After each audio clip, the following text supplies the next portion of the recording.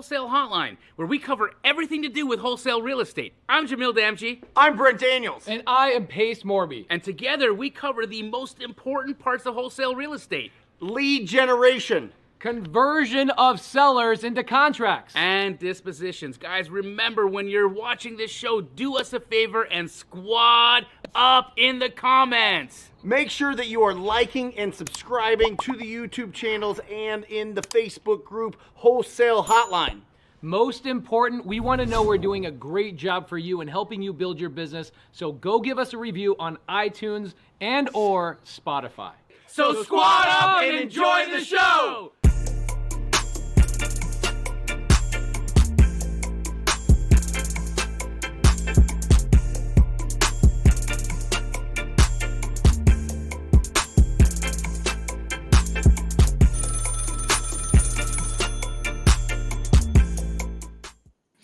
Welcome to Wholesale Hotline number 219. My name is Brent Daniels, Mr. TTP, Mr. Talk to People, joined by the flipping master, Jerry Norton, and Cody Barton. Cody Barton, have you been on the show yet?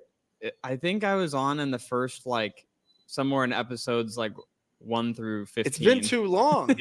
Yeah, Pace Morby's business partner in so many different endeavors. We're going to be talking about today scaling past being a solopreneur. Jerry, flipping genius. When did you scale past being a solopreneur in your real estate business? Probably way too late. That's for sure. I think I just didn't have the tools. It took a while to acquire. I think there's so much more available today than 20 years ago, Yeah. I think I ran around as a solopreneur for probably 3-4 years before I started to really bring on a team and really start to build the business out. I don't think I actually really scaled until I left my real estate market. We left Michigan and hit the road on an RV trip. And then I had no choice but to figure out how to outsource most of everything because I just couldn't do it anymore. I wasn't available to do it. So then by default, I had to start thinking about, okay, well, who could do this better than I was doing it? And how do I get the right people in the right place? So it kind of forced me to do it, even though I should have done it way sooner, probably. I love it. Well, you said something a couple episodes ago that has stuck in my head, Jerry, and I think it's just absolutely brilliant. They were talking about who's your first hire. Yeah. And Jerry took us to a totally different place. Yeah. He was like, your first hire is the people that do the stuff around your house. Right? That's so true. The people that are not their wives or whatever.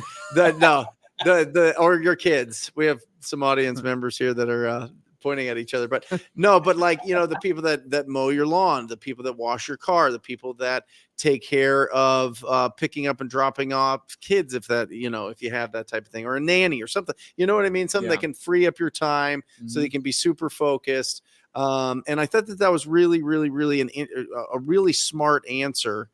Because it is true. Like in the beginning, the more that we can pour into our business and really get the momentum going and the leads generated and and putting income in first position, the more that we can start really growing. But I will say this, in every business that I've been in, as soon as I hire somebody, a couple things happen. One, there's typically a dip in sales instantly. Okay. Maybe I'm doing it wrong. And two, profitability obviously dips. Yeah. 100%. Right. So that's really the question here is how long do you stay in the court and when do you go to the owner's box? Yeah. You know what I mean?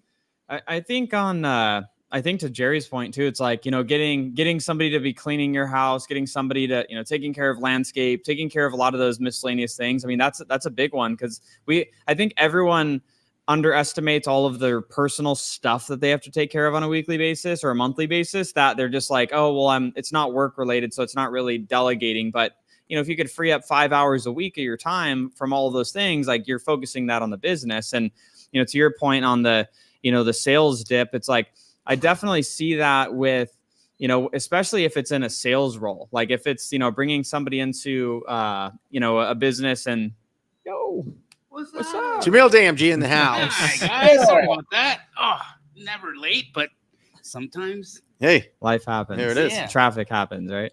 Yeah. So we were just talking about, as far as like when Jerry, got to a point where he was, building his business beyond just himself and actually having a team to help him with things. And, where Brent was talking about how when you're bringing someone new on, especially in those early stages, a lot of times your sales are going to dip and, and then you're going to be less profitable. So it's kind of that, okay, do you just keep having the high margin, but do everything for everything? Or do you, have to go down that path? And, I think especially on the sales side, typically for most people, you are going to be the best salesperson for your company. Yeah. I mean, you bring in a salesperson, you close at 20%, you bring them in, they're closing, 15%, 10%. It's just, Have you been able to diagnose where that disconnect comes Will you from? pull that closer to you? Yeah. The question I asked is if Cody's been able to diagnose where the disconnect comes from, because you're right. You're absolutely right.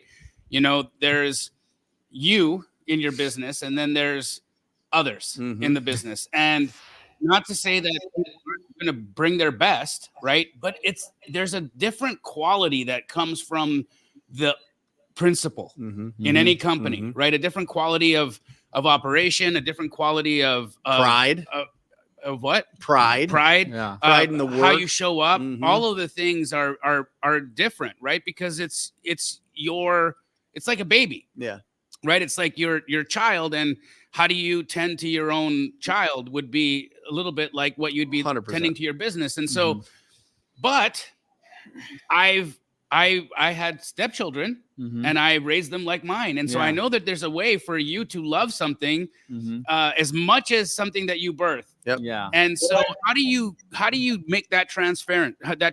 How do you get the people in your team? Like you've got people I know there's folks on your team that are TTP all the way. I know there's people at your organization who are like, I'm like down for the cause. Bobby, for instance, down for the cause. Yvette, down for the cause. I know that there's people in my world that are like that. Very rare to find. But if we could build organizations that had more of those people, or if we were able to attract those people at a higher degree, I think, I just feel there's this amazing episode of The Office. Yeah. Where they show Michael Scott's check, right? The check that the manager who has the closed office has. And it is just pathetic. And they're all like, oh my gosh, Michael, like, do you need a loan? Do you need some money? Do you need some help? And it's like, what's going on? And I'm telling you, right, Jerry, like this is most entrepreneurs. They want to replace themselves so much and get out of the day-to-day grind of it that they take a huge hit on the actual income that they take home. Dude, there's, I'm transparent with my team. Yeah. And I had a very honest conversation with them. There's aspects of things that I do in my work that I haven't made money on for over a year. Right. And I'm like, hey guys, just so you know, I did this, and this I've been doing. I haven't made money in this thing for over a year. I'm doing this because of just sheer commitment. Yeah. Because it's what I effing do.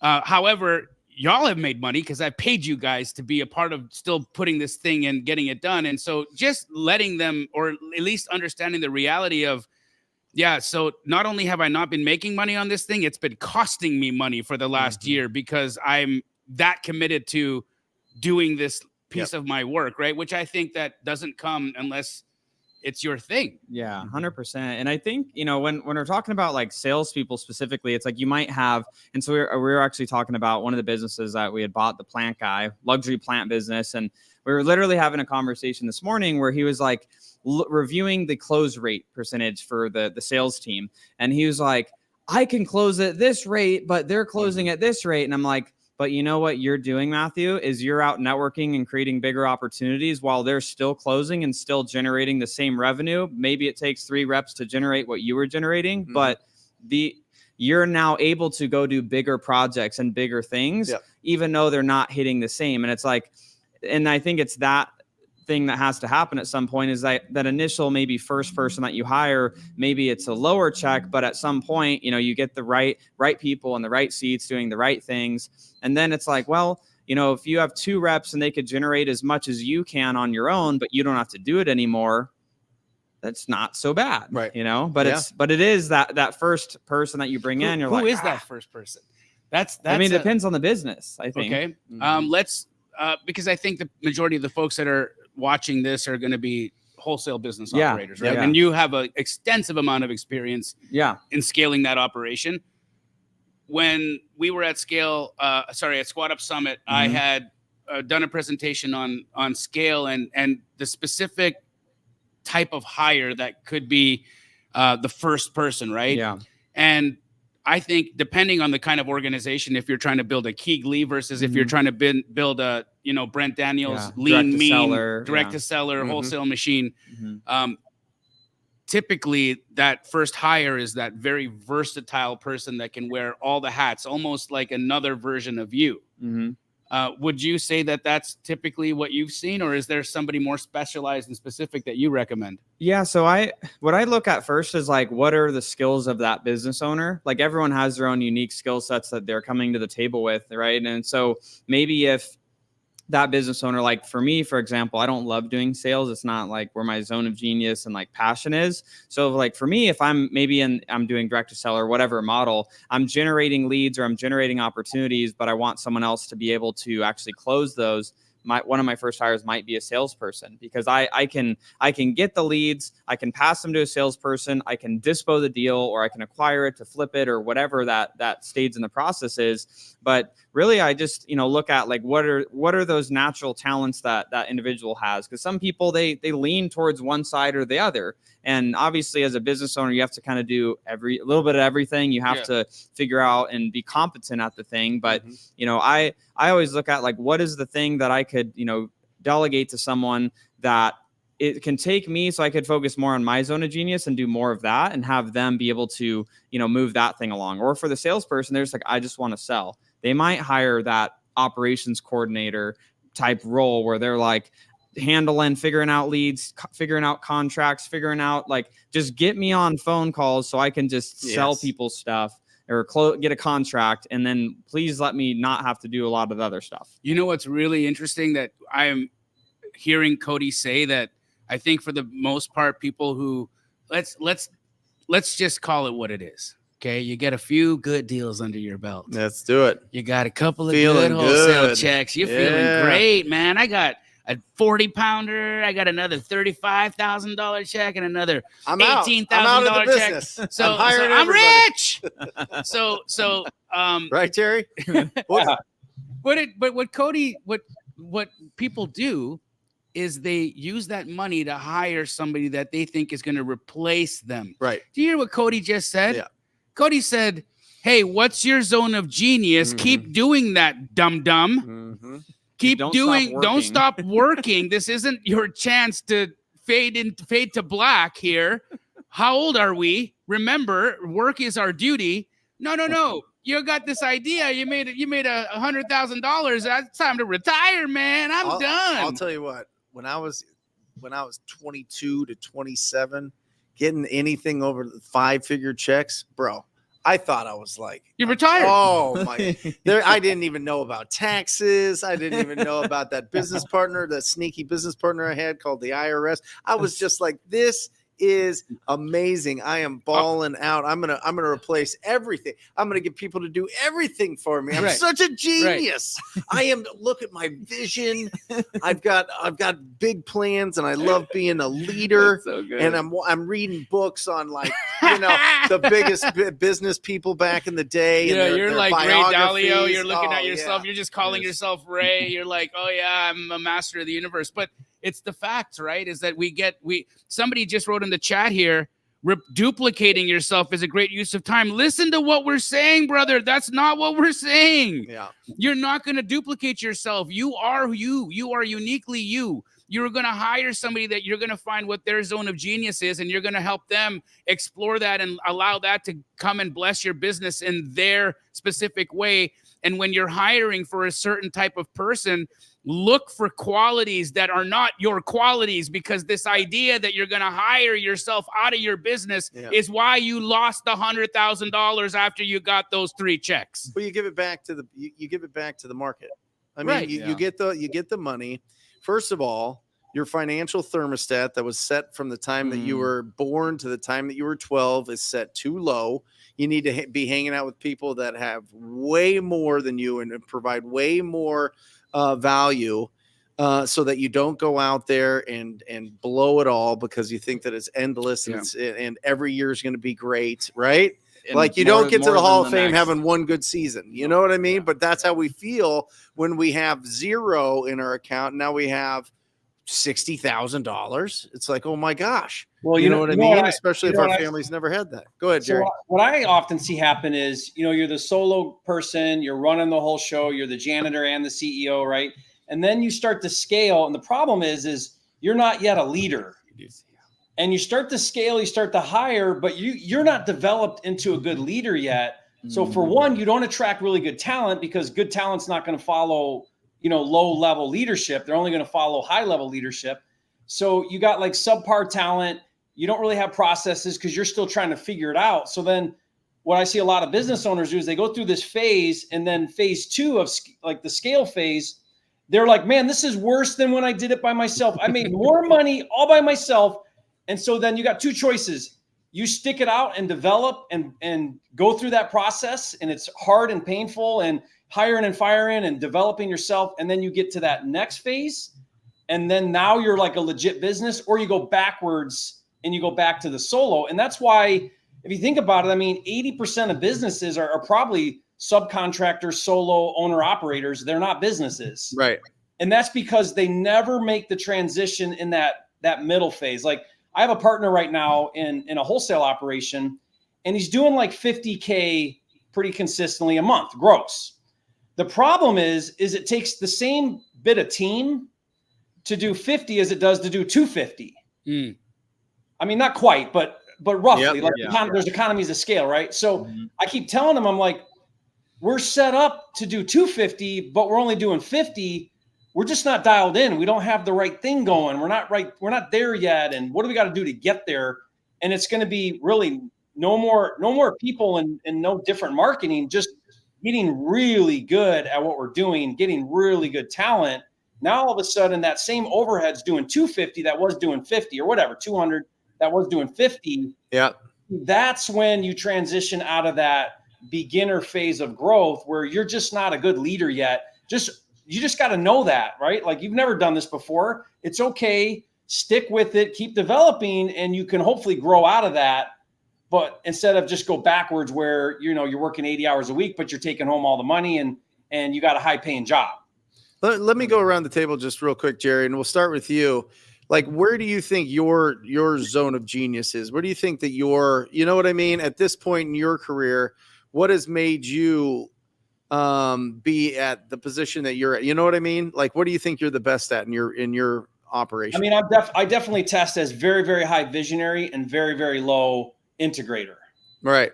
So like, I'm the opposite of Cody. Like, Cody would be like the smartest thing I could ever do would be to bring a Cody into my organization, because I'm up in the clouds. I'm thinking of all these great ideas. I'm thinking about, like, so in real estate, my best skill set is like putting a deal together, but then seeing that deal to the finish line, I'm not so good at. Right. And that's where I drop the ball often, is now seeing it through. But everybody, Jerry, people are going to hear you say that, and they're going to want to be there now. They're going to want to be chapter 28 like you, and they're in chapter like 11. You know what I mean? Yeah. Oh, chapter 11. Okay, chapter 10. We won't. Yeah, hopefully not chapter 11. But you know what I mean? Like, so how do you make sure that you stay in the saddle long enough to where you can develop those skills and actually earn the right to put together an effective business plan? Because that's all a vision is, right? I mean, it's just putting together what you're going to do and how you're going to do it, and just having the goal there. So how do you stay in the pocket but also keep your head in the clouds? Or do you not get your head in the clouds until you earn it? Yeah, that's it. I mean, honestly, you cannot just say, I'm only going to do this aspect because I'm good at it and I like it. I'm going to ignore these other areas. You cannot ignore those other areas. Whether you're good at them or not, you better be focusing on those other areas until you get a team in place and you get an integrator in place that can then take on those other roles. And then you can really live in your genius. I mean, a really successful business, everybody's in their zone of genius, but that takes time, and you don't just get to wake up one day and you're there. Like that's often for me anyway, it was years of developing to even be in that role.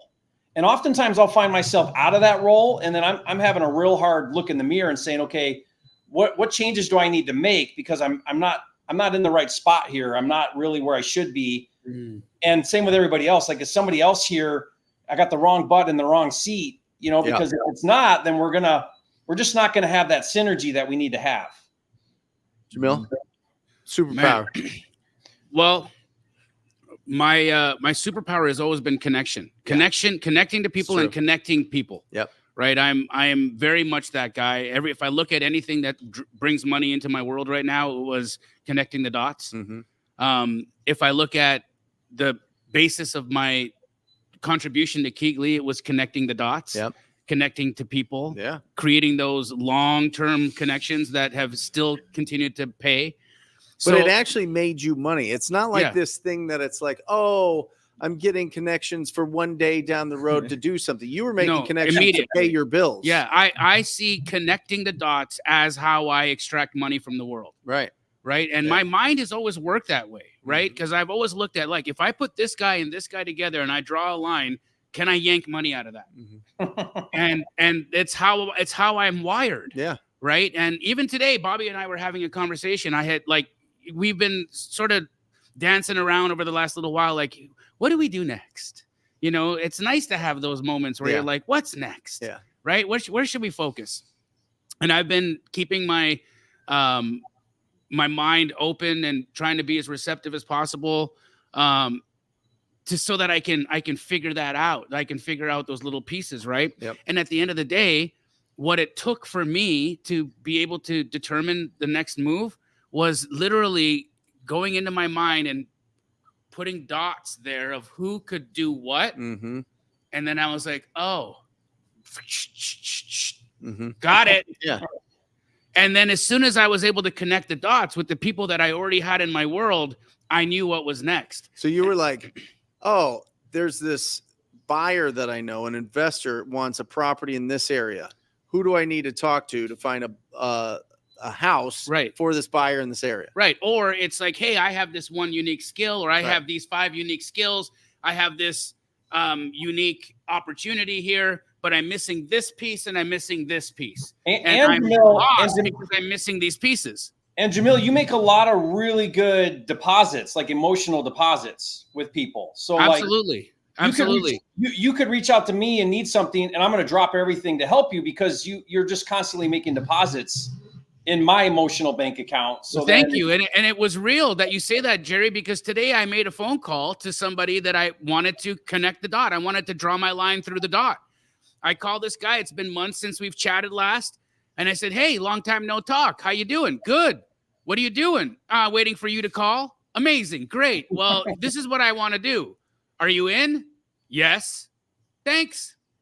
So it's exactly what Jerry said, right? Like I didn't have to, I didn't know the last time I spoke to this person, I didn't know that I was going to need them in the future. There was never, I never have a motive to be nice to you. I don't need to be motivated to be nice to you. Your humanity is the reason why I'm going to be kind and love you. But that's what we all should be doing, Jerry, is we should be making deposits into everybody, because you never know when somebody is going to show them or show you how you and they can collaborate together. And if you were nothing but a POS to that person, how are you going to then draw the line, right, and connect the dot? You can't.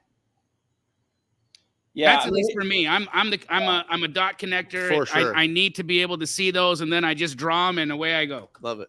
100%. Yeah, I used to like fitting that title of integrator, right? Like I used to think it was like, okay, it's like systems, process, but what I've realized is it's really more of like building teams. Like that's where I'm living in like my unique ability. It's, it's identifying, and it's through a lot of learning, the trial and error stages that you talked about. It's like you hire, then you fire, you hire, you fire. Like Jerry talked about, you suck at it at first. And it's like, you have to go down that path. And I think if you really want to build great businesses, then you need to become a great leader. And I think, when I talk to my team now, we have director level, and higher team members at our companies now. And, they'll ask me like, what skills do I need to keep building in my role? I'm like, you already have the technical competencies of like doing the thing, like our CFO. I'm like, you know how to do the financial stuff that you need to do. Your highest skill that you can develop next is leadership, because leaders can develop teams and departments, and you can continue to grow. And when you can lead people, you can create anything, you can lead any type of organization, because you know how to identify talent as a leader, because you know what good looks like. Sure. And if you know what good looks like, then you could bring on good people into your company. And when you have good people in your company in the right seats doing the right things, is then when you get the results that you're looking for. And so I think that for me is where, like, I just try to live in, how do I always become a better leader and pour into the teams that I'm building. And by the way you do that is you suck at it when you start. And that's just the path that you have to go through. And then you could shorten the learning curve by going through it fast and, hiring, making mistakes, and then not, licking your wounds for 2 years before you do it again, and going back to that 80-hour work week where you take everything home. It's just, nope, do it again. What did you learn? How could you get better? What books are you reading on that subject to improve your skills? Let's unpack that, Cody, because I think there's, not enough of us talk about it. I know Brent is, he's a ravenous when it comes to the books he reads. Yeah. But are there masterminds? Are there groups? Is there coaching? Is 100%. there, what can people do to become better leaders? Where can they go? Who can they turn to? Yeah. So, I mean, on the book side, like, I would say that, John Maxwell has some of the best books on leadership. Like everyone on our organization is, that's one of the books that we have. One of his books are, recommended to pretty much everyone in our company, and even team members that aren't leaders of people. We have them read leadership books, because if people know how to be a better leader, they could lead themselves better. They lead their families better. And then they lead, in everything that they do even better. And even if they're not leading people, it's going to help them be a better person overall. And so, that's, on the leadership standpoint, one of the best things that people can do. And, looking for mentors, looking for, those right places to go to find that. And I don't know if, now is the right time, but, that's something that we're actually putting together. So, myself and our leadership team that we've built, that, Pace and I have, multiple different companies together. And what we've essentially set up is we have this umbrella company, basically, that's just, myself and all of our leaders, like our CFO, our sales director, our head of operations, senior web developer, HR manager, like all of the roles that are required to basically run and build and grow a company. We have that team and myself that, we basically serve and do everything within the other companies that, we've either built, bought, partnered, or whatever. Right. And so, what we're actually doing is, we're putting together a program called Scale with Pros, which, you can go to scalewithpros.com, and where basically we're opening up that access to all of our team, where, we've went through the brain damage over years and years now of doing things incorrectly in those areas. And we're basically just trying to help show people, okay, here are some of those best practices that you can learn from us. And, the reason we called it scalewithpros.com is not scale with Cody, because I think it would be, it wouldn't be fair to the team that I've built to say that, hey, it's all me, because it's myself and the team. Sure. And the leaders that we have that are, have become experts in these areas. And so, one of the big sections in there is, focus on leadership for literally over a dozen hours of content of just building things, and like, how do you hold people accountable, and how do you find, like you were talking about, that, transferring that, energy to the people that you bring in, so that they own it, like they feel like they're owners. And, one of the things that I talk about is, I look at, when people talk about like compensation in the workplace, it's like, I call it total rewards. Like, what are all of the rewards that someone can earn working in our company? And there's stages of rewards. And I look at the base level is somebody gets a salary or an hourly wage from the company. That's like the first step. The next is benefits. Are they getting health insurance? Are they getting, retirement plans? Like, are they getting that? Another layer that we add to total rewards is personal development bonus, basically, where we'll pay $5,000 to send team members to workshops so that they can go grow their professional skills. Awesome. We'll pay for them to, learn those things. And, then from there is bonuses. Like, can they earn bonuses if they produce? Like, if that rep on the team, produces X amount of sales that week or that month, can they get an additional bonus on top of their comp? And then there's all the way to profit share, which is, maybe you have a high level operator in your company that's like running the whole show. And you're like, man, like, I don't want to lose this guy or girl. They already have Get a some salary. handcuffs They on already them. got some benefits. They already got all of these things. How to apply the golden handcuffs. That's it. And then there's profit share. Ownership. Yeah. Ownership, profit sharing. share, all Yep. that is right. Yep.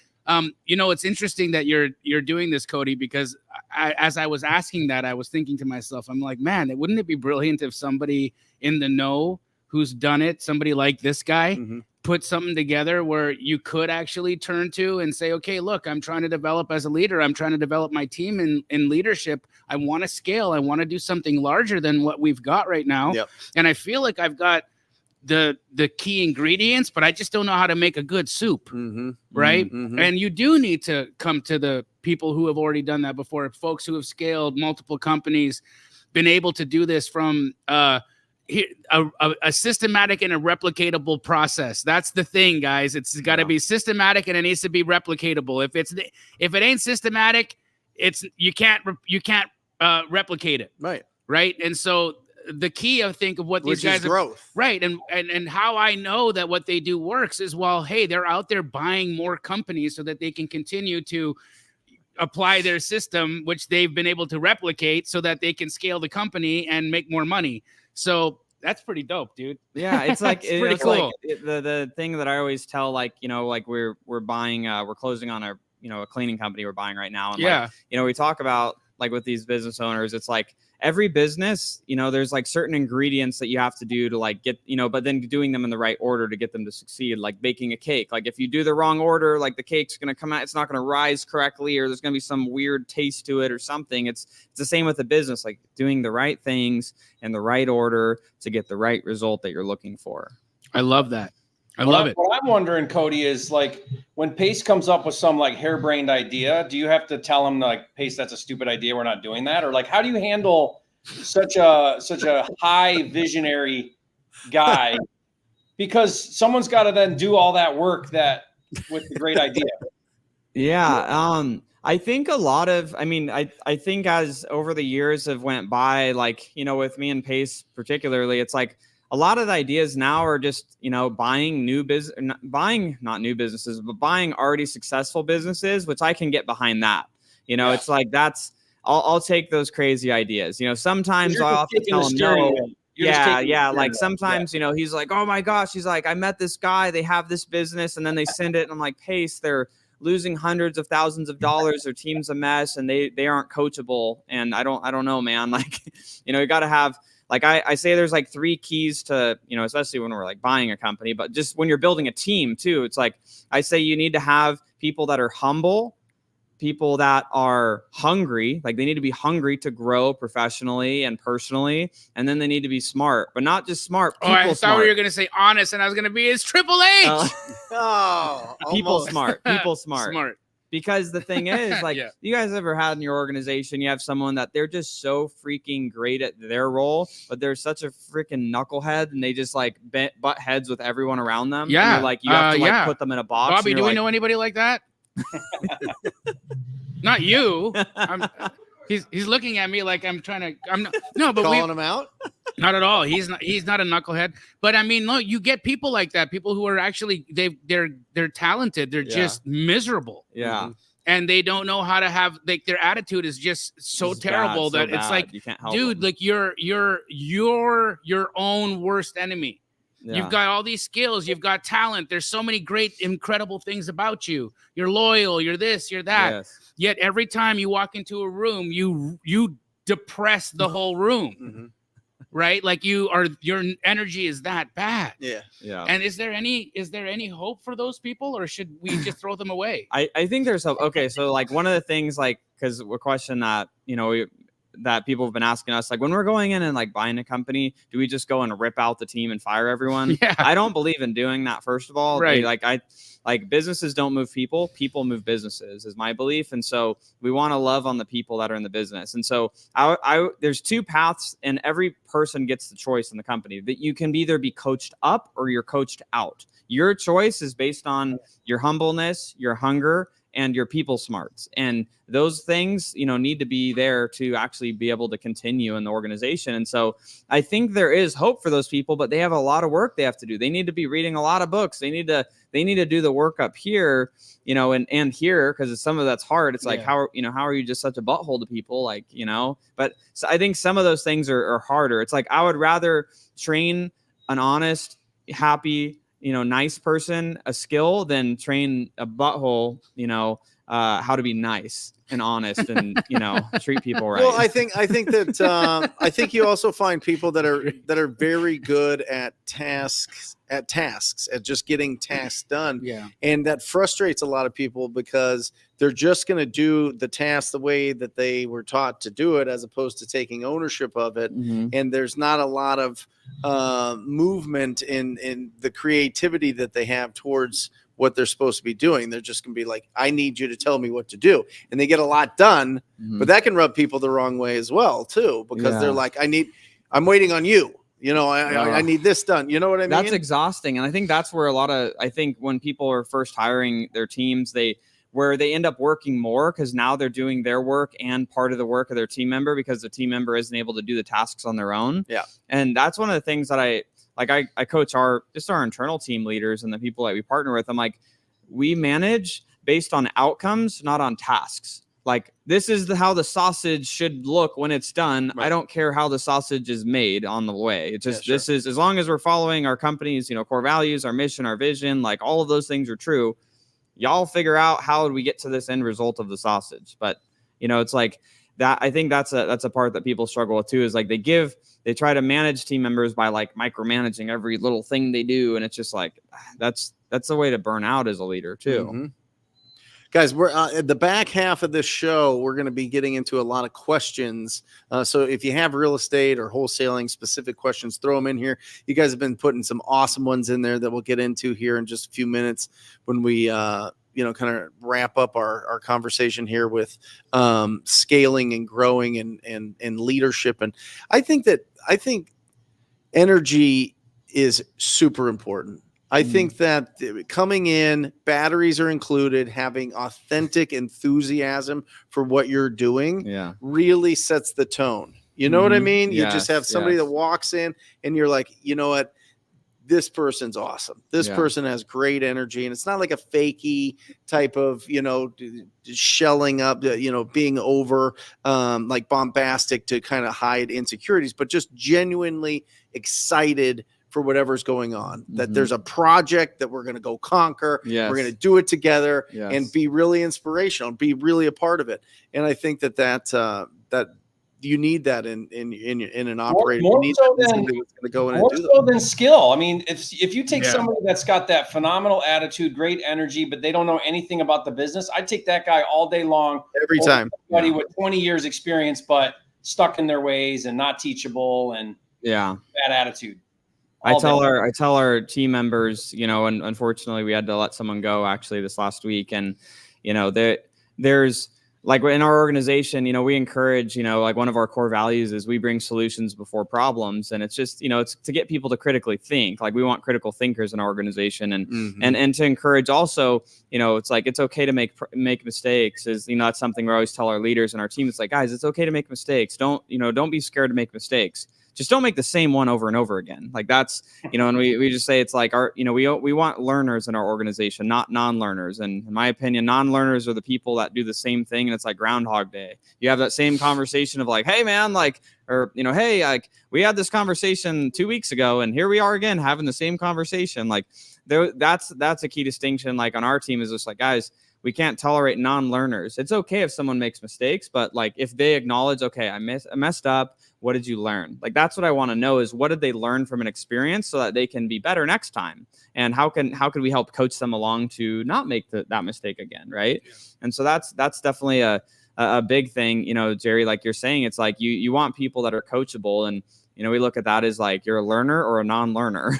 So, Cody, who is it for? Who is your coaching this product for? Is it for the business owner? Is it for the individual wanting to start the business? Is it for the person in the business who is at a leadership level and wants to be a better leader?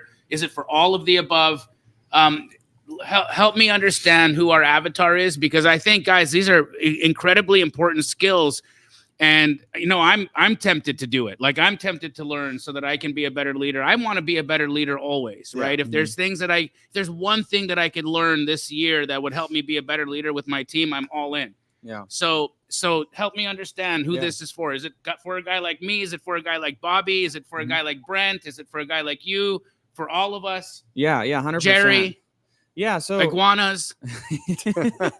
so I would say it's for people that, want to go from that solopreneur stage and, build a business beyond themselves. And for those people that have done that are ripping their hair out because they have a team, but they somehow haven't got any of their time back. They're just still like stuck in everything. And so, I'd say people that are, maybe they're a little bit newer in their business. They're trying to go from, maybe they're at 6 figures, trying to go to 7 figures to 8 figures a year. All of the principles that, we're teaching throughout is everything that we utilize in companies, at the 6-figure mark that we can take then to 7 figures a year and then 8 figures a year in revenue. And so it's for that business owner to be able to go through. But I would also say it's, for those, if somebody has, a team member or a specific leader that's helping, build out their company, that's something that they could put their team member through as well, and that they could learn those skills. And I find that obviously when team members are all thinking in the same way and rowing kind of all in that same boat, going in that same direction, learning those same things, having that same type of language, it really helps the organization move forward. And so I would say it's definitely for anyone that, has that desire to go to, 7 figures a year or go to 8 figures a year if they're already at 7 figures. These are all principles that work from our real estate businesses that we've built to, we bought a luxury plant company that, I was talking with Brent about before the show, and they already were doing a few million a year, and, we're helping them double their business in their first calendar year from the same principles that we teach people how to do. But I think the biggest thing that I'm excited about within it is the community aspect and the accessibility where, everyone that's in this community will actually get access to not just myself, but our team. Yeah. Because our team are the ones that are helping execute on this stuff from an operational standpoint, from finance to sales to marketing, HR, hiring, building hiring funnels, like all of those things that you need to put the business together. So it's really for anyone that, wants to go faster and wants to, be able to have that access. Like, I know for me, the reason, I wanted to put this program together for people is I wish that I could just text a CFO or, message a high level operations person or a leader that's built multiple, large companies and get these complex answers to my questions that I'm like, I don't know what to do because I've never hired someone. What do I even what's the paperwork look like? What do I, it's like all of those granular things that people don't know how to do. And there's, you don't really find those answers online anywhere. Right. So that's dope. What's the website again, Cody? It's scalewithpros.com. Scalewithpros.com. Can we get to some questions here? You guys ready? Let's do it. I saw one question that was way up in the beginning. I wanted to touch on and get Cody to maybe say something about, but it was something about the, you train talent and then that talent leaves and maybe become. Yeah. Here you go. Can you see it? Oh yeah. Oh, there it is. Yeah. I got you, Jerry. I love Come it. on, man. I love it. Yeah, you read my mind, Brent. So I mean, here's how I look at this, and then Cody, I want to hear your. I look at this like I would rather train people and then they leave than not train them and they stay. Bingo. Right? Bingo. Like that might happen. It's okay, but everyone's on their own journey, but you've got to train your people to be really good at what they do. And if you're fearful that they're going to quit and leave, I mean, not everybody's meant to be an entrepreneur, right? We know that. Yep. So I don't know. I see that. I get this question all the time for some reason. People are very fearful of, I bring someone on, I teach them the business. Now they're going to run out and leave me and go do it. And I just created a competitor. And I think that's a real scarcity mindset. Yeah. I 100% agree. I've done that so many times. How many people have we hired at Keegley that we've trained that have come out and turned into monsters out there? Yeah. Right. Yeah. They're doing incredible big things. And, every one of those people I applaud. I think, congratulations. Good for you. I'm happy that you are successful and that it's working out and that at least I was able to work with you in that time because you're special and you know it. Mm-hmm. I think, of course, we be grateful that you have the radar to be able to find those human beings, and be grateful that you get those human beings in your world for the time that you get them, right? Use each other, get the most value that you can get from each other in the time that you have each other. And when it's time to go, bless each other and let them go. I give big salaries. I don't think there's a person on my team that has a base less than $60,000, right? And in real estate, that's unheard of. Yeah. And people are like, oh, well, you need to have your sales guys on all commission. That's what keeps them hungry. No, dude. It's not the truth. No. I'm telling you, you can recruit really, really top tier people that want that security and the upside. Yeah. And I think a lot of people, especially when we're starting out, it's like commission only is like this cheat code. It's like, I can have people work. I can have people work for me. And then and they I offer don't, them like 20% I don't commission. Has it ever worked for you? Never, ever for me. Has it ever worked for you? No, I'm going to have small people base- cold base call and I'll give commission. them 25% of the deal. Yeah. It then will they get no deal. not Never work. it Jerry, will has not it work. ever worked for you? Let's just Whoa. solve this riddle for everybody once and for all. No, because the problem is in wholesale real estate, especially in the beginning, it's up and down. And so how Long sales somebody, cycles. yeah, you have long sales cycles and inconsistency. And so it just won't, they'll leave. They'll leave. What I have found is with bigger salaries, they want to stick around. And if you hire winners, they are just going to win. Yeah. They're going to be competitive. Mhm. You find people that are competitive and want to win, and you set goals together, and you review it weekly, 2 times a week, and you do quarterly bonuses, and you do these type of things, and you get really excited when you hit those things. That's what it's about. It's not about the you got to do commission only, go sell Kirby vacuums door to door type of thing. You know what I mean? Yeah. Like you can have a nice base and give smaller commissions, but with a ton of upside. And you can give things like health insurance, Yeah. Crazy. and dental. Yeah. That's crazy. You know what I mean? People Yeah. love it. 100%. And I would think too on that, like the skilled people wanting to run their own squad, like I would say most people are so too scared to go do that anyways. Like that's a big thing, is like most people want the security of an operation that they have a good place. And so here's the thing that I do to try to mitigate it is like Jerry talked about, it's like, if they end up staying and you don't train them, what's the consequence then? Is then your business stalls out, you get stuck because your people aren't growing, and your business will only grow to the level of the personal development of all of the team that's there. And then you'll stagnate out, and then you're going to eventually, start to go Say backwards. that one more time, Cody, so they can hear it in the back. Your business only will grow to that of the personal level, personal development level of you as the leader and, the leaders that you have in the company. And so, for me, I don't suggest books for our team to read. I prescribe books to team members to read. I prescribe workshops that they need to go to because they need to grow.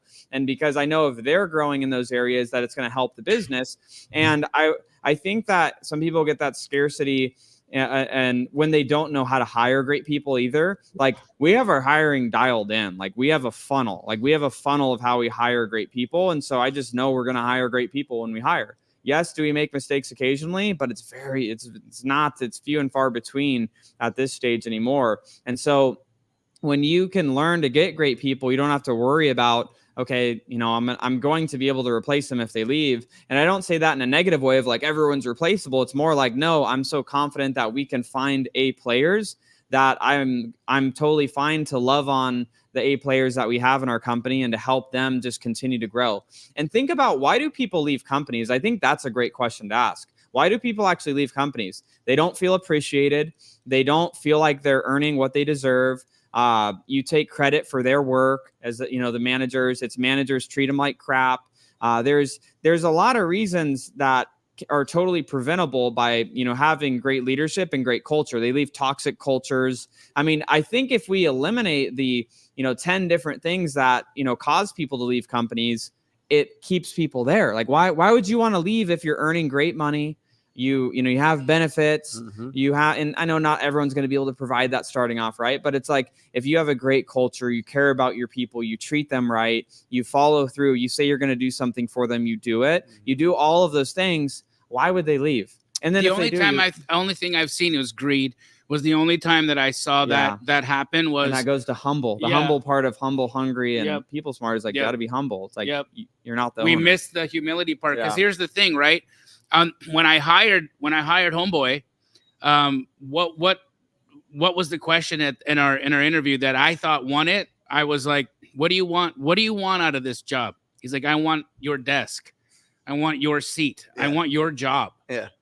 And I'm like, come and get it, motherfucker. But I hired that dude, right? And then what did he do? He went off and did lots of shenanigans out there, but at the end of the day, I'm trying to say this as politically correct as possible, right? Greed got the best of him. Sure. Yeah. Right? Greed. He had one of the most incredible opportunities and circumstances and situations around him, and then there was just that thing in him that said, I can do this by myself and keep all the money. Yeah. Yeah. And that is what ended up getting him, and actually it blew up in his face, right? It blew up in his face. It was the lesson he needed, because the greed humbled him, and I'm sure now if I have no animosity for this guy either. That's why I don't want to say his name and like knock him, because I This is somebody that worked for you he for a worked while? for me for a long time. Yeah, he was great, phenomenal at What wholesale. role? Acquisitions. Yep. Phenomenal at it, right? And so, and I'm sure he's learned his lesson, and things are better for him now, and I have nothing but good wishes and good energy towards him, and I want him to win, right? Yep. Yeah. But I know that greed got the best of him, and that was the decision that led him out the door. Mhm. How do we know that that's happening to us? Because it's happened to me in my life too. Greed has gotten the best of me. That's why I got myself into the $1 million Ponzi scheme, right? That was greed. I can own it because I can identify what the emotion was that put me in that ridiculousness, right? But how do we stop ourselves from going down that line, and how do we regulate ourselves to make sure that we don't make decisions? Because if you are in a company right now and it's a great opportunity, and you got that little greedy voice in the back of your head saying, we can do this by ourselves, let's go. Like, I how do think- you put that under control? I think if a lot of people actually could review the P&Ls of the businesses that they work for, they'd be like, ooh, I don't know if I Maybe I I'd be don't know. better off by myself. I'm better off in the seat that I'm in gonna right just now. stay here. Yeah, that's This isn't too bad. But it's actually funny. We were interviewing for a senior marketing role, and we actually hired someone today for it. But we had a final interview with someone last week, and it was a similar question.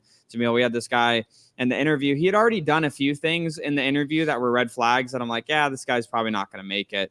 And we have a pretty extensive interview process of we had like over 100 people applied for the role. We had like 15 cultural, preliminary interviews that our recruiter did. Then we had like 5 technical, and these 2 got to the final stages. This guy asked me in the interview, he's like, what do you think about me getting equity in the company? And I'm like, you've provided 0 value to the company so far, sir. So, I didn't say that, but I was just like, it's a great question. Currently, we're not doing that. And so, but the thing is, we do open for bonuses. That in the interview? He said that in the interview. Wow. In the interview, and I was in my head, I'm like, What was the job he's interviewing for? senior marketing role. All right. And it's like, yeah, and we explained, it's like you can get bonused off of performance, and then profit share off of lines of business that you're creating results for. But that was something that was a red flag to me, and I was just like, you have provided no value. If someone was in that role and after a year they're like, I've made the company X amount of dollars, I've produced these results, I've tracked it by these measurements, I'd like to earn more money, like, let's have a conversation. Like, yes, like we already have things in place of like how they're going to, grow in their role, their salary and bonus, and, eventually profit share could open up, but, not the right thing to ask in an interview. Yeah. In my opinion. In your opinion, Wow. what's the difference between recruiting and somebody applying? Okay. You know what I mean? Because Sometimes you want to go after the talent. Yes. Sometimes you want to throw some stuff at them. Sometimes you want to make it, Yeah. So it really desirable to work there. Yeah. So I think it depends on the role too, and like what they're going to be doing. But so like and we have an HR manager, so he does this stuff, but like he usually goes down two paths. Like for a more senior role, he'll actually do outreach to people in those types of roles at other companies that we would maybe potentially be interested in hiring someone from. So he'll do actual direct outreach, trying to recruit. And then we'll actually have job ads out that we're getting applications in. So he does a mix of those two when it's a more senior role. More entry-level roles, like, if it's an individual contributor, just someone doing a thing, like we're not going to, we're just going to put a hiring ad up and, sort through the applications. Norton, you do this all from remote parts of the, country. You have one of the most lifestyle-driven businesses I've ever seen, and you do it better than anybody I know. How are you doing your hiring? Have you seen his video of him building that 11,000 square foot house on his YouTube channel? No. Awesome. The one that Pace lives in? No. The one in Costa Rica that he's pouring 4 stories of concrete. Oh, no. I haven't seen that. Is it a new video on his? Is it a new video on your channel, Jerry? It's awesome. Yeah, I just did like a walkthrough, like an update on it. Awesome. Yeah. But I mean, you're definitely, I think you're able to do this all remotely. You've got a tremendous eye for talent for being able to do that. What's your secret, Jerry? How are you doing this? Well, it's interesting you ask that, because most people, when they look at like a business opportunity, like a deal or a project to bring on or another business or whatever, they look at it solely through the lens of financial gain. And for me, that's actually second. Like, that's important. But for me, it's first lifestyle filter. So I have to look at that project and say, okay, what's this going to require of me, my time, my energy, my brain power, my bandwidth, even if there's a good team or I've got a good, operator or builder, whatever, like, what is this going to require? And I'm very careful to protect that lifestyle, because it doesn't, at this point in my life, it doesn't really matter. More money doesn't really move the needle any. Like, I'm not going to do anything different in my life. If I have more money, I'm going to do the exact same thing I'm already doing. So then why keep doing it? So I really have to think through carefully. And I feel very fortunate. I wasn't always in that place. It's taken a long time. There used to be a time where it was like, how much money does it make? Let's go. But I think people get themselves in a lot of trouble that way, where they start to take on stuff purely for a financial perspective. And then you find yourself like doing all these things, spread really thin, big team, big overhead, big anxiety. And, and so I try to just really protect lifestyle as much as I possibly can. I don't always get it right, but when I see it's off, I try to do a lot of course correction. So something on that, Jerry, that I actually have, I have it in my phone. When I'm making like big decisions on like commitments of like either a business deal to get involved in or anything like that, I have questions that I ask myself, because I was like, I need to like have like a life filter tool of like what things I want to be involved in or not be involved in. And some of these questions are like things that basically it's a filter of like, I know I'm successful when, and one of those things is I only work on companies that I'm excited to work on. I only work with people that are inspired, excited, happy, and growth oriented. I only take on projects and companies that will align with keeping peace in my life. My work is location independent. Regardless of what offices my companies have, I could show up when I want, and I could travel when I want and work remote when I want to. So it's like I have a bunch of other things on there, but it's like all these filters, it's like we have these filtering mechanisms for like other things we do in business. And it's like, how do we, keep, our filters on to not, like Jamil was talking about, roll into like where we just do something because of the greed of like making more money, when for most everyone that's on here, it's like doing something for more money isn't going to actually change any of our personal lifestyles. It's just going to be another, which means zero. You have to say no to a lot of great opportunities. You have to say no, even though it's a great opportunity, because it just doesn't. What are you saying no to right now? I'd like to hear what we're rejecting right now in our lives. What are you saying no to right now, Jerry, that is you just don't got the bandwidth for? Like, for example, I've got a policy now where I don't want to take on a rehab, like a fix and flip. Yep. If it's not a really easy cosmetic flip and it's not a 6-figure net profit minimum, like I don't want to touch it, So like, that's just one example, because it's not worth the extra work to take on a big project. And then even then, like right now, it's funny because Brent was talking about this at the beginning of the show. I got this little rehab a couple streets over, and it's an $800,000 house. And, you know, I'm all in for 6. We're selling it for 825, you know, and you know, in all intents and purposes, that's a great deal. You know, I'll net 175 or whatever after commissions, and a great little flip, right? Well, at the same time, I'm doing a new build where I'm all in for 3 million and I'm selling for 6 to 7 million. I'd have to do like 25 of those little flips to match the one. And I'm asking myself, like, why am I doing this flip right now? Like, why am I doing that? What is wrong with me to be doing this deal right now? And so, like, I'm constantly trying to. He's hilarious. He's like those are his turd deals. I know. I love you, Jerry. Oh, you're such a boss, dude. That's so good. He's hilarious. You said something in the video, Jerry, that was great, and you're gonna have to correct me on it because I don't know it word for word, but basically the gist is what will the buyer of your deal forgive you for, and what is it, Jerry? Yeah, it's so like, the market will penalize you and it will reward you. Yeah. You know, and so what can you get away with where the market will penalize you, but minimally? And then what things can you do that'll reward you a lot? Yep. Right. And Yep. so, like what I was saying, you know, the smartest flippers aren't the ones that make the nicest house. It's the one that makes the most money. That's right. Meaning you figure out what you can get away with and not do and what you need to do. And, you know, like that's just the game, because anybody can go in and over renovate and overspend and make the thing beautiful, and then you lose money. Like, I don't know. I've done that. I think everyone's done that in the flipping game. And you're like, wow, look at this amazing house. I lost money. Mm-hmm. So yeah, I was talking about that a little bit. Yeah. But that takes a lot of reps. So you're saying no to anything that's not making millions, essentially? Is like, if it's going to be $250,000, $500,000, you're like, leave that for Jamil? I mean, not exactly, because I'm building some wholesale businesses and those aren't there yet.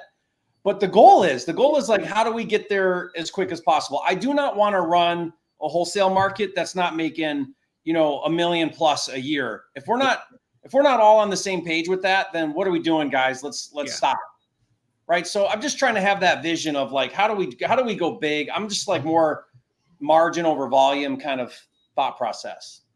I love that. I love that. It's a very efficient way to, you know, I have somebody in the Astro community, Nick Saltzman. I had an opportunity to interview him a couple of days ago, and phenomenal guy. He's the guy who finds his own wholesale deals so he can fix and flip them, and then lists them all himself. Like, this is the guy. He's like the Native American who kills the buffalo. You know what I mean? Like, he's using every piece of it, you know, and he's not letting anything go to waste, which of course, right? Because when I ask him why, he's like, well, dude, because I can do 6 of these in a year and make the same amount of money that I would make if I did 60.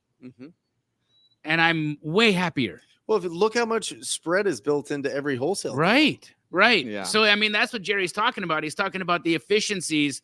You know, there's an inherent efficiency in going vertical and things, and being very selective about the projects that you're working on, and being able to be involved in that thing from start all the way to its final product, so that you're not losing money here, paying a fee here, paying a commission on this. The smartest way to do it is to have all that be in-house and be fully ahead of it. So I love that, Jerry. I think that's great. Well, and there's no wonder why you're a flipping genius. Well, you want to take this one? You know what? Well, what's funny, what I wanted to say to that too is, you know, Jamil, it's like, it's just as much work to do a little deal as a big deal, or, you know what I mean? Or like, I love what Donald Trump said. He says, if you're going to think anyway, you might as well think big. Like, there's a certain amount of like, where just showing up is like, takes up a certain amount of effort. Well, if I'm going to show up anyway, why don't I show up as big as I can? Because I'm showing up. I've decided to show up. So let's just show up all the way, you know? Yeah. Yeah. But listen, there's way more effort going on in that 11,000 square foot, 4-story concrete pool, walkout pool. He's not putting it in the ground, Jamil. He's putting this suspended in this house, the pool. It's bananas. Well, I'm going to watch the video, but what are you saying no to right now, Brent? Travel. a lot of, I'm really working to get my business to all incoming leads. Love that. So I'm really focused on PPC, Yep. PPL, Yep. and getting back with TV locally. Cool. Yeah. Love that. Love that. How about you, Cody? Oh, I mean, I'd say for me, it's just like saying no to opportunities that are marginal. I mean, in the buying business space right now that, I'm focusing in, it's just deals that I could get into that, have a really good likelihood that, I know an easy path to double them within 12 months, and that within 3 years, we can be able to exit them and, make some Jerry money on those when we exit them. So, I mean, I'm pretty much saying no to anything outside of that. And I'm also saying no to most of Arizona summers, so that's, just getting out. What are you going to do? I mean, we're going to Costa Rica. We're going to go to, for how long? I'm going to Costa Rica on Thursday for a week, but just bouncing around, during the summertime. Being a nomad? A little bit. That's cool, dude. Yeah. That's cool. Just, like this summer, we'll probably do like maybe a month and a half, 2 months out of Arizona for the summer. Awesome. And, eventually find somewhere where we'd like to actually be snowbirds officially. He's got that real money. Yeah. Yeah. Do you call it a snowbird when you're leaving the heat, or are you like leaving heat? Are you a heat bird? I don't. Heat wave or heat stroke bird or something. Yeah, I don't know. I think it's a snowbird still. Yeah. Is it a snowbird? Snowbirds come here because it's snowy. Well, where do they go when they leave? The Is sun. Sunbird? Is it sunbird? No. Is it sunbird? I don't know. Sunbird. Okay. I just want to be in 75 to 85 degree weather 11 and a half months a year. Flagstaff is 2 hours away. Yeah. He's saying I all wanna the go to things. the beach. He There's wants no to beach. he There's wants no to be in beach. California. That's not California. Yeah. Where the water's warm. Yeah. Yes. Hawaii, Right, where the Costa water's- Rica. Okay, that's because the water's not warm. Yeah, in I don't go Cali. in that water. No, It's a freezing. freezing. Yeah. Go ahead, Anyway. Jamil. Here. I'm saying no to things that aren't making me happy. Good. Yeah, if it's not making me smile, it's not getting my attention. That's it. I want to laugh, I want to smile, I want to be happy all Were the you time. doing things that were Oh hell making yeah, you dude! unhappy? I was talking on stages for people I didn't respect and didn't care about. Yeah. I was helping folks that honestly, when I would take a look at what their business models were and how they were showing up in the world, I had no business being there. Right. And so no, for me, that's a no. I don't care about your summit, or I don't care about your event. None of you guys. You guys are my people. I love you guys. But you guys have seen, I've said no a lot, and I'm going to continue to say no. So don't ask me. Yeah. I have a Where seller you at, that Jamil, wants with the to show? sell or land. I don't know what to do. Ask for comps or evaluate it. What questions should I ask? What should you ask about vacant land? Vacant land. Okay, so Pharrell, I love that. Pharrell, the Flow Poet. Ooh, good name, dog. Okay, so land. It's there. Land's not all equal, right? Are we talking infill land? Are we talking land out in the outskirts? Are there developments near this land? Are we in the middle of a development? All that's going to be very, very important. You got to understand your zoning. So your zoning will tell you what your density is going to be. And you got to see what's happening around it. What's happening around it is going to tell you what's going to happen to it.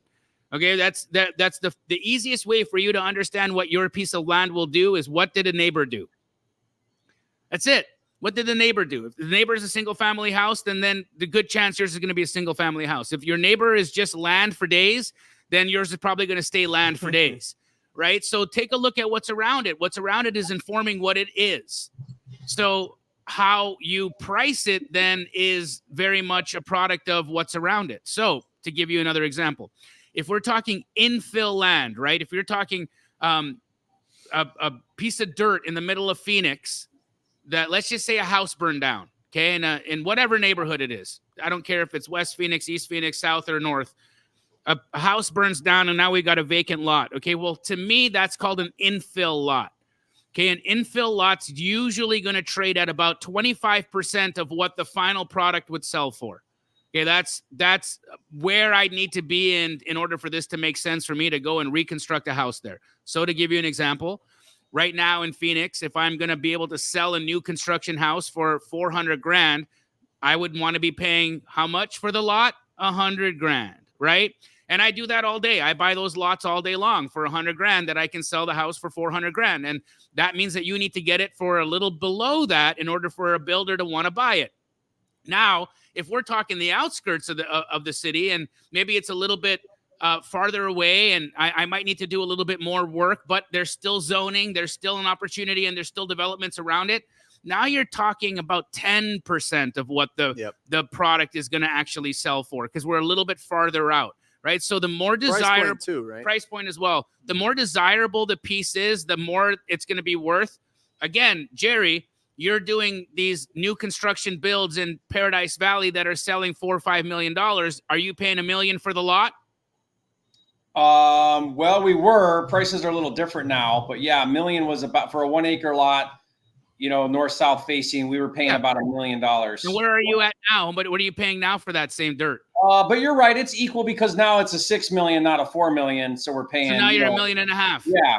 Mm-hmm. There you go. Yeah. It's always 25%. It's always the ratio is 25% on an infill, whether we're talking a little house in Maryville or a mansion in Paradise Valley. But then when you get to the outsides is where you got to be at about 10%. And then when we're talking like outside, there's nothing there, like nothing there. Don't buy that. They'll give you it. They'll just deed it over to you. Yeah. Because they don't want to pay property taxes on it. I was doing land for like a solid year, just sending out offers. People would just send us the deeds. Oh, yeah. There you go. Like, I'm tired of this thing. I pay taxes on it. I swear to you, they would send us the deeds already signed and be like, please sign and record this. And I was like, huh? Whose problem is this? Right? Yeah, right. No, you can make a couple $100 on those. People buy that land, but it's it's interesting because the land business where you just send out letters or offers and they send it back, it works. It's just out there. Yeah, Ash Fork, Arizona. You know what I mean? Yeah. Like, anyway, there you go. Awesome. This is a great question here, Lexi. What advice can you give to the girlfriend of a wholesaler that is obsessed? I want to be more help, but I am completely opposite of a salesman. How do I get better? First of all, what a partner! I know, right? dude. What a partner here, Lexi. If it doesn't work out with your guy, send me a DM.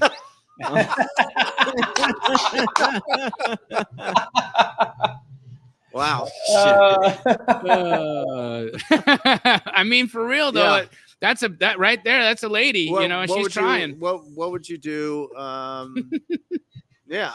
To help support somebody that is really, their mind is always on business. They really want to achieve. They're going. Yes, support that. Love it. Love on that, because there's something when you have that kind of energy around you, that person is going somewhere for sure. And you can either support that, grow with it, and be a part of that opportunity. And Lexi, it sounds to me like that's the kind of person you are, right? You're seeing this person beside you get obsessed. You're seeing this person really, really interested about what their next station in life is going to be. That should be your inspiration to be just as obsessed about your station in life coming around the bend as well. And how can you grow as a human, and how can you grow as a partner to support this person? Because let me tell you something, hon. If this individual grows and you don't grow with him, he will grow out of you. And the relationship will die. And I'm sorry to have to say that. It's terrible, but it is true. You have to continue to grow with this person. You guys have to do this together. Your job is to be as obsessed, as caring, as supportive, because this is going to be something that the two of you are going to be able to take and create a family with and do things with. If that's the goal, right? If that's the goal. And if it's not the goal, then take what you're seeing right now and take notes, take example of what this looks like, because the kind of obsession that you're talking about right now is rare. You ain't going to find this guy on Tinder. You ain't going to find this guy on Bumble. He doesn't live there, right? Why? Because he lives in his business. This person lives in tomorrow. He doesn't care about what's happening right now. He's not trying to go out and do some things on the online dating site. He's trying to figure out how he's going to get out there and tackle the world.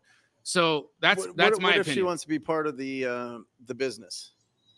I mean, it depends on, again, it goes back to the kind of that unique ability. You know, it sounds like I'm making an assumption here that your boyfriend is obsessed and they're obsessed with the sales aspect of the business. So Hustling.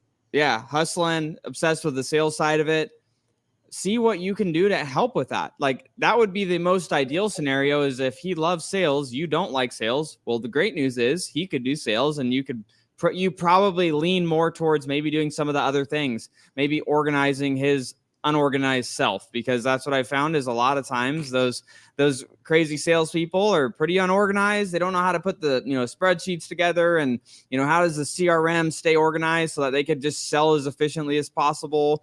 How can you help organize the processes that he's doing in the business if you're actually going to be getting involved in the business? Like, those are all things that you can do to be able to help support them. You don't have to, honestly, just having two people that are out just selling is not going to help the business. Like, you need someone doing other stuff. Yeah. And if he doesn't like doing those things, well, support him in those ways. And I'm making a lot of assumptions here because I don't have any more context. And you two have very supportive people in your world. So what about you, Jerry and Brent? What do you guys say?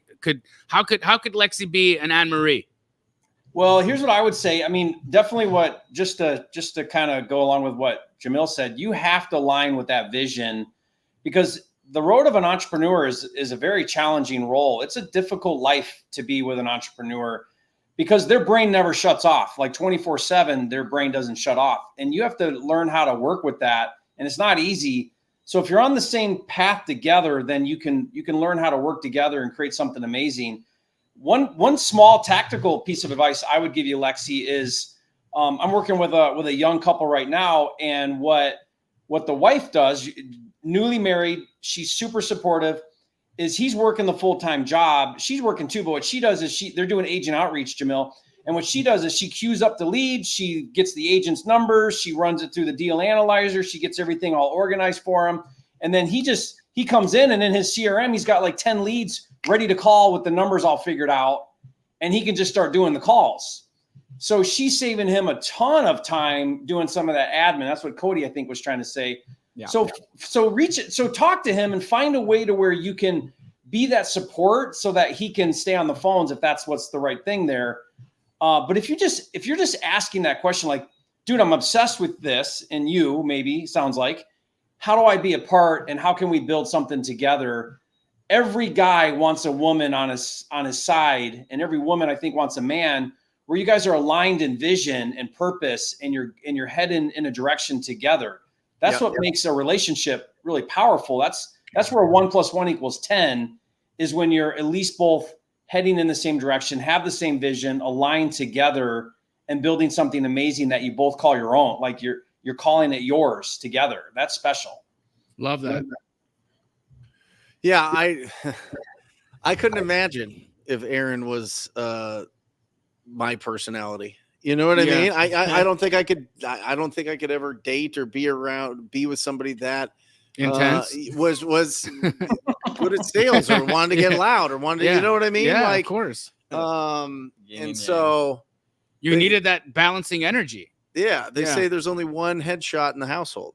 You know what I mean? That's an old like LA Hollywood type of saying, and I don't know. I just think that I think it's important that Erin has her own thing. She's in the medical. She's a nurse. She does this.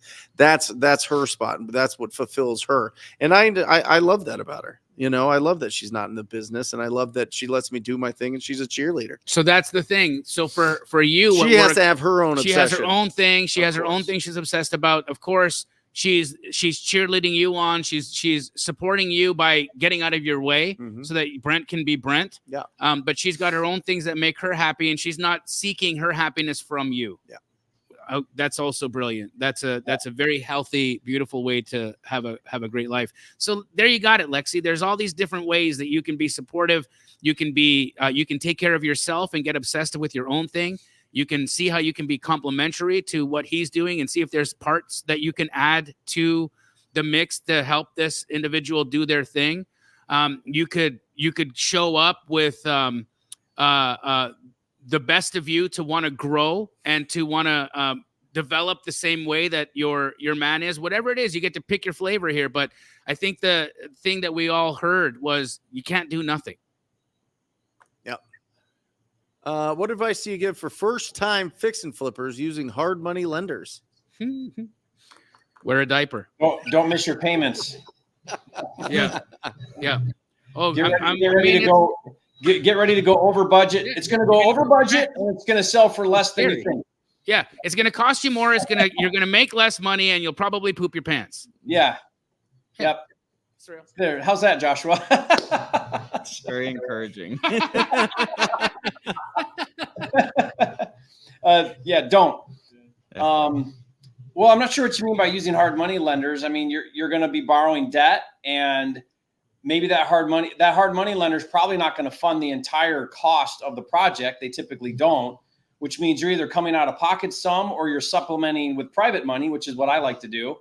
But you want to be fast on that project. Like I put a little story on my Instagram today, and I stopped at the project because it's literally like 2 streets over. So I just stopped by in the morning, and there were literally like 12 guys on this project, and everyone's running around because we run fast, man. And it's high pressure, it's high stress, and it has to be because it's a lot of money, and every day that goes by is costing money. And so it's got to be that way.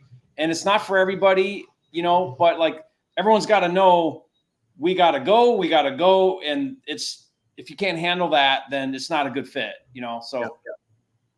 Here's another one that's right in there. Courtney asks, I am a wife who wants to build a real estate portfolio for my family. My husband is not into real estate. He is risk adverse.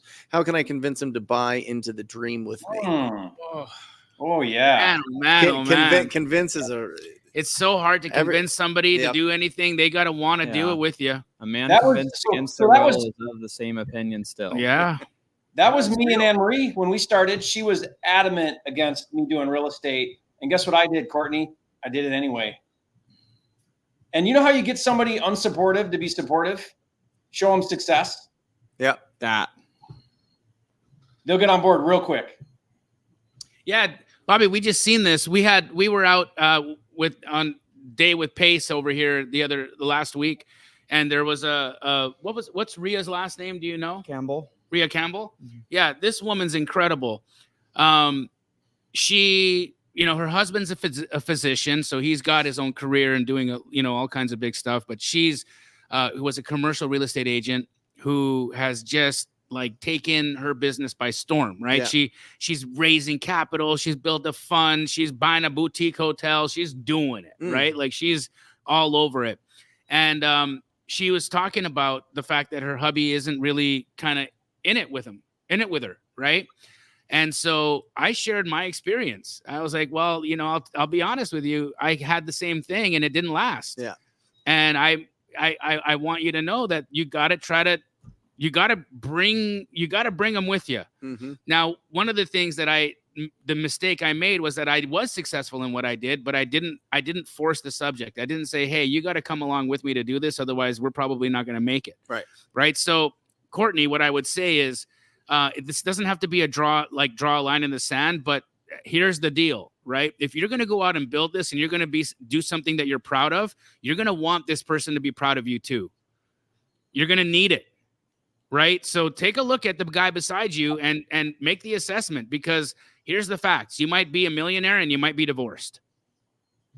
And Courtney, what you're facing is actually very, very normal. Most relationships, you've got gas and brakes, and that's good because if you're the gas, then if you're all gas and there's no one putting the brakes on, then you're going to get out of balance and you're going to be a little reckless. Like, it's good that you have a husband that's probably bringing some brakes to your relationship. Otherwise you would be a train wreck. Right. And that's kind of my relationship. I'm kind of a lot of gas and Anne-Marie's a little more brakes.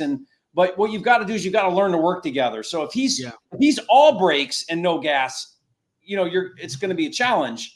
And if you're all gas and no brakes, that's kind of a challenge too. How do you guys work together where it's the right amount of gas and brakes? So maybe it's going a little slow.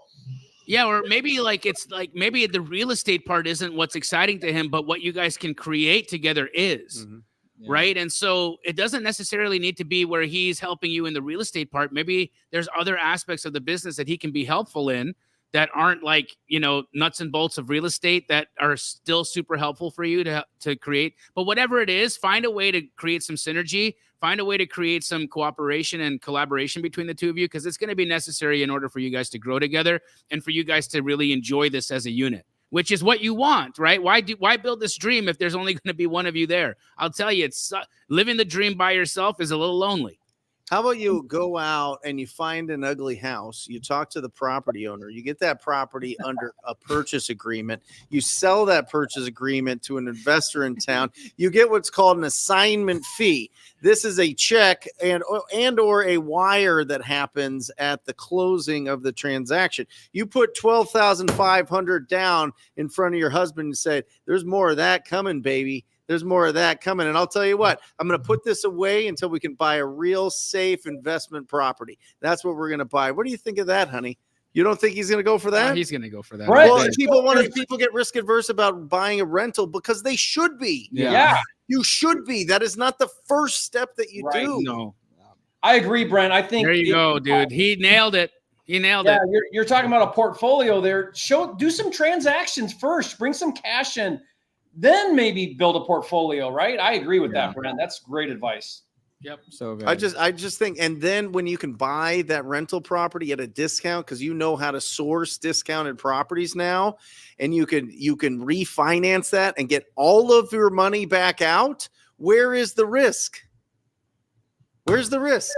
I'm just telling you, that's how people build these things up. And I know that Burr is not this great strategy with these big interest rates, but if you get really good discounted properties, it can still work. Yeah, if you can burr into a co-living and still get all your money out plus some and cash flow. Mm-hmm. I'm doing it right now. Mm-hmm. Jerry, what do you got going on? What do you got releasing this week on the Flipping Mastery YouTube channel? So it's funny, we've been talking about like these relationships. We actually started doing a show live every Tuesday night with Anne-Marie, and it's this very topic of like, how do you bring your spouse? How do you both get aligned? How do you both create the vision? How do you work together? Some of it's very tactical, like, how we teach our kids about money, and some of it's more like big picture. How do you guys both have a vision together? But it's been a lot of fun because we do it together, and it's a little later. So get your kids to bed. I guess it's 6 p.m. Pacific time. It's 9 p.m. for us. And that's Tuesday. So we're doing that tomorrow on the YouTube channel live. So that's fun. Awesome. Do you guys wear like cute outfits when you do that? Jerry always wears cute outfits. Matching, yeah. That's awesome. That's great. What do you got going on this week? The same old. I'll be doing straight out of comping on Wednesdays and Sundays. Bring your houses that you guys don't know how to comp, and I'll show you how to do it. Nice.